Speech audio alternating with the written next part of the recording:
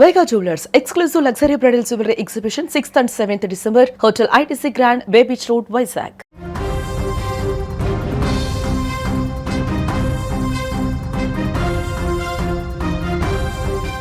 మరో నిండు ప్రాణం గాల్లో కలిసిపోయింది. బతుకు తెరువు కోసం పట్నం వెళ్లి పని ముగించుకుని ఇంటికొస్తున్న ఆ యువకుడిని మృత్యువు వీధి కుక్కల రూపంలో వెంటాడింది. వరంగల్ జిల్లాలో జరిగిన ఈ ఘటన ఇప్పుడు ప్రతి ఒక్కరిని కూడా కంటతడి పెట్టిస్తుంది. అసలు ఏం జరిగింది? వరంగల్ జిల్లా గీసుకున్న మండలం మచ్చాపూర్ గ్రామం అది.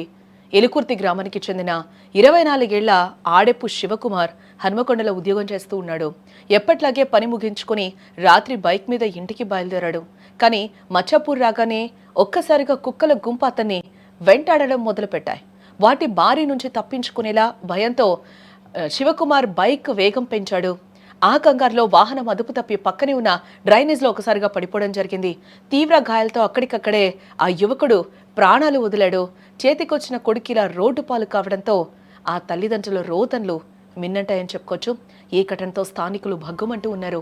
రాష్ట్రంలో రోజుకో ప్రాణం కుక్కల దాడిలో పోతున్నా కూడా ప్రభుత్వం కానీ మున్సిపల్ అధికారులు కానీ ఎందుకు నిమ్మకు నీరెత్తినట్లు వ్యవహరిస్తున్నారని కూడా ప్రశ్నిస్తూ ఉన్నారు.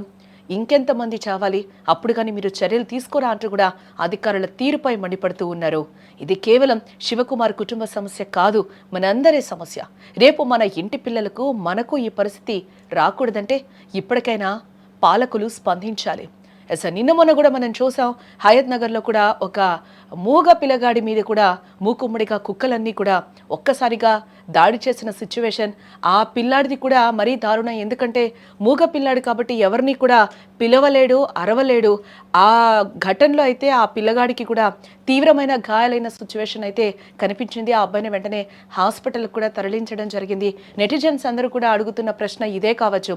ఎందుకనంటే ఇప్పుడు నేను చెప్పినట్టు మనకి కావచ్చు, లేకపోతే మన చుట్టూ ఉన్న వాళ్ళకి కావచ్చు, వీధి కుక్కలకి సంబంధించి కూడా ఇప్పటి వరకు ఎలాంటి పరిష్కారం చూపలేదు అని కూడా నిలదీస్తున్న సిచ్యువేషన్స్ అయితే కనిపిస్తున్నాయి. వీటికి సంబంధించి కూడా వీధి కుక్కల బెడదకి సంబంధించి కూడా ఏదైనా ఒక పరిష్కారం చూపాలి అంటూ కూడా ప్రజలందరూ కూడా కోరుతున్న సిచ్యువేషన్స్ అయితే కనిపిస్తున్నాయి. ఈ వీడియోను షేర్ చేసి అధికారులు కళ్ళు తెరిపించండి.